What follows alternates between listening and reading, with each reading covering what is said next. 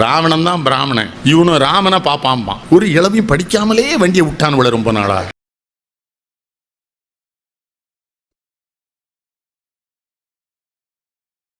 மக்களே, ராவணன் தமிழனா இல்லையா?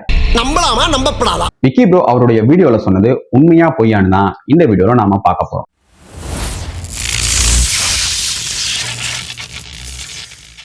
ராட்சச வம்சத்தை சேர்ந்த சுகேஷனுக்கு மாலி, சுமாலி, மால்யமான்னு 3 அரக்க மகன்கள் இருந்தாங்க. இந்த 3 பேரும் கடும் தவம் புரிந்து பிரம்மன் கிட்ட வரம் வாங்குறாங்க. வரம் வாங்கினவங்க சும்மா இருப்பாங்களா? நாம ஒரு ஆண்ட்ராய்ட் போன் வாங்கிட்டாலே உலகத்துல இல்லாத அட்டுழியம் எல்லாத்தையுமே பண்ணுவோம். கேமரா மொபைல், இதுக்கப்புறம் எதிர் விட்டு ஆன்டி, பக்கத்து விட்டு ஃபிகர்லாம். இவங்க பிரம்மன் கிட்டேயே கடும் தவம் புரிந்து வரம் வாங்கியிருக்காங்க. அப்ப இவங்க அட்டுழியம் பண்ணதானே செய்வாங்க. அதானே உலக வழக்கம். வரம் வாங்கினவங்க நேரா தேவலோகம் போறாங்க. தேவலோகம் போய் அங்கிருந்த எல்லா தேவர்கள் கிட்டையும் வம்பிழுக்கிறாங்க. நீ வேணா கோவப்படு, சண்டைக்கு வர மாதிரி, நீ வேணா சண்டைக்கு வாடா. அப்பதான் இவங்க எங்களுக்கு தேவலோகம் போலவே அசுரலோகம் ஒண்ணு வேணும்னு ஆசைப்படுறாங்க. அப்ப தேவலோக சிற்பியான விஸ்வகர்மா இந்திரனுக்காக பார்த்து பராமரிச்சு வச்சிருந்த இலங்கைய இந்த 3 அரக்கர்களும் அவரை பயமுறுத்தி அடிச்சு துரத்திட்டு கைப்பற்றிட்டாங்க. இனியும் இவங்களை கண்டுக்காம விட்டா வேலைக்கு ஆகாது, நம்மளை காலி பண்ணிடுவாங்க. அதனால இவங்களை ஏதாவது பண்ணியே ஆகணும்னு தேவர்கள் களத்துல இறங்குறாங்க. களத்துல இறங்கினதும் 2 பக்கமும் பயங்கர போர். இந்த போர்ல மாலின்ற ஒரு அரக்கனை தேவர்கள் கொன்னுடுறாங்க. மாலி இறந்ததுக்கு அப்புறம் மீதம் இருந்த 2 சகோதரர்கள் சுமாலியும் மால்யமானும் பயந்து பின்வாங்கி அவங்களுடைய பாதாள உலகத்துக்கே போயிடுறாங்க. இதுவரைக்கும் நீங்க கேட்டது கதை கிடையாது, இனிமேல் நீங்க கேட்க போறீங்க பாருங்க, அதுதான் உண்மையான கதை. இதுவரைக்கும் நடந்தது பூமிக்கு மேல, இப்ப நான் சொல்ல போறது பாதாள உலகத்துல பூமிக்கு கீழே. குபேரனுடைய அப்பாவான விஸ்வமான் தன்னுடைய மகன் கிட்ட நீ இலங்கைக்கு போய் அங்க ஆட்சி பண்ணுன்னு சொல்றாரு. அப்பா பேச்ச தட்ட முடியாத குபேரனும் இலங்கைக்கு போய் அவருடைய ஆட்சி பண்றாரு. நல்ல செல்வ செழிப்பா வாழ்றாரு. குபேரன் செல்வ செழிப்பா வாழ்றதை பார்த்து பொறாமப்பட்ட சுமாலி தன்னுடைய மகள் கைகசி கிட்ட நீ போய் விஸ்வமான் கிட்ட உறவு வச்சுக்க, அப்பத்தான் குபேரன் அளவுக்கு இணையான குழந்தைகளை உன்னால பெத்துக்க முடியும்னு சொல்லி அனுப்புறான். கைகசியும் அப்பா பேச்ச தட்ட முடியாம விஸ்வமான் கூட போய் உறவு வச்சுக்கிறா. அப்பதான் ஒரு சிக்கல் நடக்குது. அது என்ன சிக்கல்னா, பெண்ணே நீ அமங்கலமான நேரத்துல வந்து உறவு கொண்டுட்ட, அதனால உனக்கு பிறக்க போறது ராட்சதர்களேன்னு விஸ்வமான் சொல்றாரு. இவங்களும் அவர் சொன்ன மாதிரியே 2 ராட்சதர்களை பெத்தெடுக்கிறாங்க. பெற்றெடுத்ததும் ஐயோ பிராணநாதா, நீங்க சொன்ன மாதிரியே நடந்து போச்சு, எனக்கு ஏதாவது வரம் தாங்க அப்படின்னு காலில் விழுந்து கதறாங்க. அப்ப விஸ்வமான் சரி கவலைப்படாத, உன்னுடைய இளைய மகன் பக்திமானாக திகழ்வான்னு வரம் கொடுக்குறாரு. சரி வரம் கொடுத்துட்டேன், வா நம்ம மறுபடியும் போவோம்னு பெட்ரூமுக்கு கூட்டிட்டு போறாரு. பெட்ரூம்க்கு கூட்டிட்டு போனவர் சும்மா இருந்திருப்பாரா? அடுத்த சில மாதங்களிலேயே கைகசி 20 கால்கள் 10 தலைகள் கொண்ட ஒரு குழந்தைய பெத்தெடுக்கிறார். அந்த குழந்தை பிறந்த நேரம் பூமி அல்லோல கல்லோலப்படுது. உயிர்கள் எல்லாம் அஞ்சி நடுங்குது. எல்லாருமே பயத்துல இருக்காங்க. இந்த 10 தலை கொண்ட குழந்தைய பார்த்ததும் விஸ்வமான் இவனுக்கு தசக்ரீவன் பேர் வைக்கிறாரு. தஸ்னா இந்தியில 10ன்னு எல்லாருக்குமே தெரியும்னு நினைக்கிறேன். ஹிந்தி தெரியாது போடா. சரி, இந்த உலகத்திலேயே முதல் முறையா 10 தலை கொண்ட குழந்தைய பெற்றெடுத்திருக்காளேன்னு கைகசிய சும்மா விட்டாரான்னு பாத்தீங்கன்னா விடல. மறுபடியும் பெட்ரூம் கூட்டிட்டு போயிட்டாரு. கூட்டிட்டு போய் ஏற்பட்ட நிகழ்வுக்கு பின்னாடி கும்பகர்ணன் மற்றும் சூர்பனகைய பெற்றெடுக்கிறார் கைகசி. அதுக்கப்புறமாவது சும்மா விட்டாரான்னு பாத்தீங்கன்னா விட்டார், ஆனா சும்மா விடல. அதுக்கப்புறம் ஏற்பட்ட நிகழ்வுல பிறந்தவர் தான் விபீஷணர். இந்த விபீஷணர் தான் விஸ்வமானுடைய கடைசி மகன். இதுதான் ராவணனுடைய குடும்ப மக்களே. ராவணனால் உண்டான குடும்பம் கிடையாது. இதுல ராவணன் எங்க இருந்து தமிழனானு தயவு செய்து நீங்க எனக்கு சொல்லுங்க, உங்களுக்கு தெரிஞ்சா. சரி, ராவணனை நாம தமிழனா ஏத்துக்கிட்டா அவருடைய அப்பாவான விஸ்வமானையும் நாம தமிழாதானே ஏத்துக்கணும். அவருடைய அப்பா விஸ்வமான நாம தமிழ்னா ஏத்துக்கிட்டா அவருடைய அப்பா புலஸ்தியரையும் நாம தமிழ்னா தான் ஏத்துக்கணும். அப்ப புலஸ்தியருடைய அப்பாவான பிரம்மாவையும் நாம தமிழ்னா தானே ஏத்துக்கணும். ஆனா அவரை மட்டும் ஏன் நாம ஆரிய வந்தேரி, ஆரிய கடவுள், பார்ப்பான்கள், இடைச்சொருகள்னு நாம உருட்டிட்டு இருக்கோம். ராவணனை தமிழனா ஏத்துக்க தெரிஞ்ச திராவிட கோஷ்டிகளுக்கு ராவணனுடைய ஃபேமிலி ட்ரீ டாப்ல இருக்க பிரம்மாவை ஏன் ஏத்துக்க தெரியல தமிழனா? சொல்லுங்க. இவங்களுடைய அரசியல் வண்டிய ஓட்ட இவங்க ராமாயணத்தை முழுசா படிக்காமலேயே இவங்களுக்கு எது வேணுமோ அதை உருட்டி திரட்டி தமிழர்கள் தலையில திணிச்சுட்டாங்க.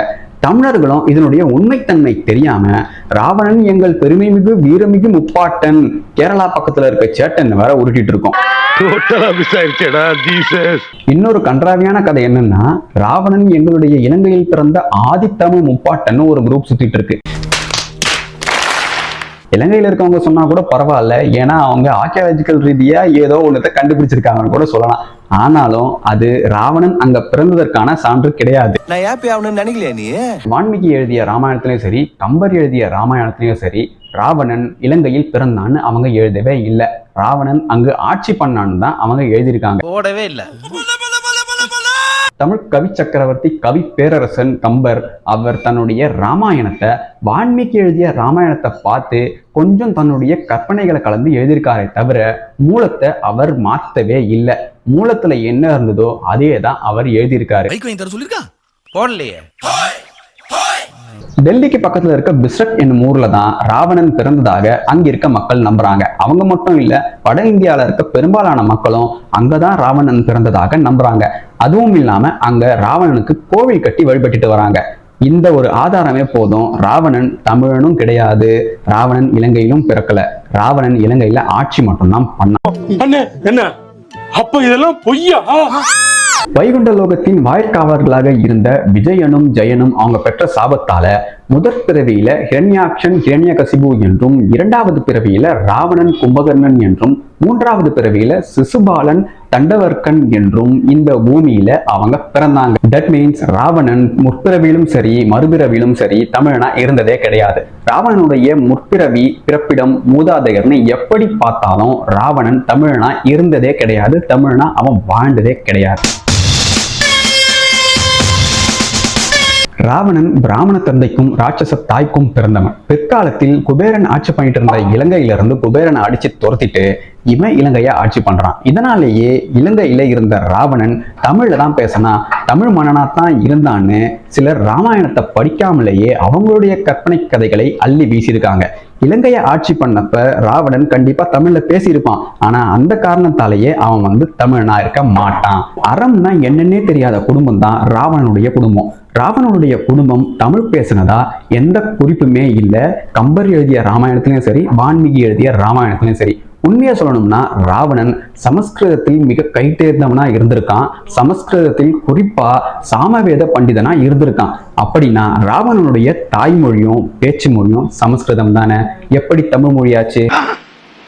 ஆமா, சமஸ்கிருதம் தெரிஞ்சிட்டதாலேயே ராவணனை நாம பிராமணன் கூட சொல்ல முடியாது. ஏன்னா ராவணனுடைய குணம், வாழ்வியல் முறை, அவனுடைய பழக்க வழக்கம் எல்லாமே ராட்சத குணங்கள் நிறைந்ததா தான் இருந்ததுன்னு ராமாயணம் முழுக்க எழுதிட்டு போயிருக்காங்க. ராவணனை நாம ராட்சசன்னு சொல்லிடலாம், ஏன் பிராமணன்னு கூட சொல்லிடலாம். ஆனா தமிழன்னு சொல்றது உண்மையாவே தமிழர்களுக்கு மிகப்பெரிய இழுக்கு, அது முன்னோர்களுக்கு மிகப்பெரிய அவமானம். சரி, நான் இது வரைக்கும் சொன்ன எல்லாமே பொய்ன்னு வச்சுப்போம். ராவணன் தமிழ் பண்பாட்டின்படி வாழ்ந்தான்னு பார்த்தா அதுவும் கிடையாது.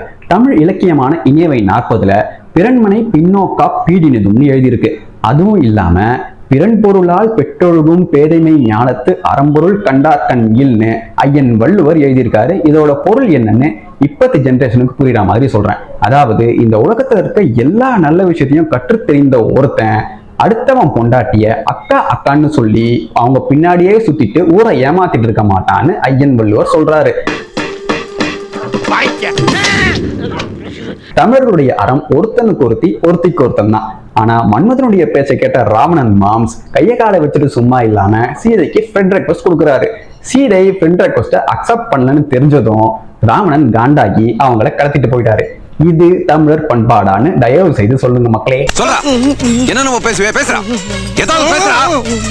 சரி, ராவணன் தமிழ் அறத்தின்படி வாழ்ந்தானான்னு பார்த்தா அதுவும் கிடையாது. ஏன்னா கடைசி வரைக்கும் அவன் பெண் பித்தனாதான் வாழ்ந்து செத்து போயிருக்கான். பக்கத்துல ரொம்ப அழகா இருக்க தன்னுடைய மனைவிகளோடு போதைய போட்டு நல்லா ஜல்சா பண்ணி அப்பையும் காமம் தீராதவன் இந்த பாதாள லோகத்திலிருந்து சொர்க்கலோகம் வரைக்கும் இருக்க அடுத்தவன் மனைவிகளையும் நாசம் பண்ணியிருக்கான். அப்பையும் காமம் தீராதவன் தன்னுடைய அம்மாவுடைய சகோதரியான மாயாவையும் தன்னுடைய சகோதரன் குபேரனுடைய மருமகளான ரம்பாவையும் சேர்த்து நாசம் பண்ணியிருக்கான்.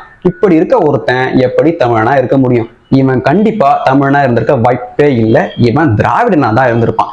ஏன் திராவிடனா இருந்திருப்பான்னு சொல்றேன்னா, திராவிடர்கள் தான் இந்த மாதிரியான சமாச்சாரங்களுக்கு அழகான பெயர் சொல்லுவாங்க. அது என்னன்னா, திருமணம் கடந்த உறவுன்னு மீச சொல்லியிருப்பாரு இல்லையா, அதே தான் ராவணனும் பண்ணியிருக்கான். அப்ப ராவணன் பக்கா திராவிடன். இதுல இருந்து இன்னொரு விஷயம் தெரிய வருது. அது என்னன்னா, இப்ப இருக்க பிளே பாய்ஸ் அண்ட் பிளே கேர்ள்ஸ்க்கு ராவணன் மாம்ஸ் தான் மிகப்பெரிய இன்ஸ்பிரேஷனா இருந்திருப்பாருன்னு நினைக்கிறேன். ஒருவேளை இருக்குமோ. ராவணன் சிவபக்தனான்னு பாத்தீங்கன்னா, வெளிப்புறத்துல அவன் சிவபக்தன் மாதிரி தான் இருக்கும். ஆனா உண்மையிலேயே அவன் சிவபக்தன் கிடையவே கிடையாது. ஏன்னா ஒரு தடவை சிவனுடைய இடத்தை ராவணன் கடக்க முயற்சி பண்றான். அப்ப நந்திதேவர் வழிமறிச்சு அவனுடைய வாகனத்தை தடுக்கிறாரு. என்னுடைய வாகனத்தையே தடுக்கிறியான்னு செம்ம காண்டாவறான் ராவணன். அப்ப காண்டையும் பொருட்படுத்தாம நந்திதேவருடைய முகத்தை பார்த்து சிரிக்கிறான். நந்திதேவர் உடனே கடுப்பாகி, ஓ என்னுடைய வானர முகத்தை பார்த்தே நீ சிரிக்கிறியா, உன்னுடைய இனமே இதே வானர முகத்தை கொண்ட வானரங்களாலேயே அழியும்னு சாபம் விடுறாரு. இந்த சாபத்தை வாங்கினதும் ராவணன் கடுப்பாகிடலாம். கடுப்பாகி, எனக்கே நீ சாபம் விட்டு என் வண்டியவே தடுக்கிறியா, உன்னுடைய தலைவன் சிவனையே நான் கொன்னு பழுத்திப்பேன் அப்படின்னு அந்த சாபத்துக்கு பதில் சாபம் விடுறான். சாபம் விட்ட ராமனை சும்மா போகாம தன்னுடைய கையால கைலாய மலையை பெயர்த்தெடுக்கிறான். இதை பார்த்த மகாதேவன் மேலிருந்து அந்த மலை மேல தன்னுடைய கட்டை விரல் காலால நசுக்கிறாரு. நசுக்கும் போது ராவணனுடைய கை பூமிக்கும் மலைக்கும் நடுவுல மாட்டிக்குது. மாட்டினதும் வழியில அவன் குய்யோ முறோன்னு கத்திருக்கான். அந்த கதறல் சத்தம் பூமி முழுக்க பிரதிபலிச்சதா குறிப்புகள் இருக்கு.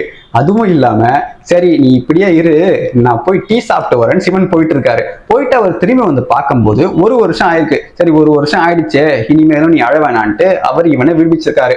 விடுவிச்சதுக்கு அப்புறம் சிவபக்தர்கள் நிறைய பேரையும் சிவ பொருட்களையும் இந்த ராவண அநியாயமா கொண்டு இருக்கான், அழிச்சிருக்கான். இவன் எப்படி சிவபக்தனா இருந்திருக்க முடியும்னு எனக்கு தெரியல. தெரிஞ்சவங்க காமெண்ட் பண்ணுங்க. நம் ராஜதந்திரங்கள் அனைத்தும் வீணாகிவிட்டதே. தமிழும் மலப்பருதி ஜலதி தந்தவர் உமிழ்கணல் விழிவிழ் ஒழுகவும் கரித்து அழிவன செய்தலால் அரக்கராகிய இழிவன உரைத்ததென சனி அஞ்சுவேன்னு அகத்தியர் இவங்களை பார்த்து நீங்க அரக்கராகவே இருந்து சாவுங்கன்னு சாபம் விடுறாரு. இந்த பாடல் கம்பராமாயணத்துல பாலகாண்டத்துல 375வது பாடலா வருது. அகத்தியர் யாருன்னு ராவணன் என்னுடைய முப்பாட்டன்னு சொல்ற எல்லாருக்குமே தெரியும்னு நான் நினைக்கிறேன். அகத்தியர் தொல்காப்பியருக்கு முன்பு வாழ்ந்தவர். இதே அகத்தியர் ராவணனை கொல்ல ராமனுக்கு ஆயுதத்தை கொடுத்து அனுப்புறாரு. இப்ப நீங்க என்ன நினைக்கிறீங்கன்னு எனக்கு கண்ணாடி மாதிரி தெரியுது. அகத்தியர் ஒரு ஆரிய வந்தேரி, அகத்தியர் ஒரு பார்ப்பன அடிமை, அகத்தியர் ஒரு பகுத்தறிவு இல்லாதவர், அகத்தியர் ஒரு பார்ப்பன அடிவருடி, அப்படித்தானே நினைக்கிறீங்க? ஆகவே மக்களே, விக்கி ப்ரோ சொன்னதையும் நான் சொன்ன தகவல்களையும் நீங்க இணைச்சு பார்த்தீங்கன்னா, ராவணன் தமிழ் மன்னன் கிடையாது, ராவணன் பாண்டிய மன்னனும் கிடையாது, பாண்டிய வம்சத்தவனும் கிடையாது, ராவணன் தமிழனே கிடையாதுன்னு உங்களுக்கு புரிய வரும். இனிமேலும் தயவு செய்து ராவணனை என்னுடைய முப்பாட்டன் பெருமைமிகு பாட்டன்னு உருட்டாம நீங்க இருக்கிறதே தமிழுக்கும் நம்மளுடைய முன்னோர்களுக்கும் செய்யற மிகப்பெரிய தொண்டு. திருந்துங்கடா டேய். ஐயா, இவ்வளவு நாளா மூடி கிடந்த அறிவு கண்ண நீங்க திறந்துட்டீங்க.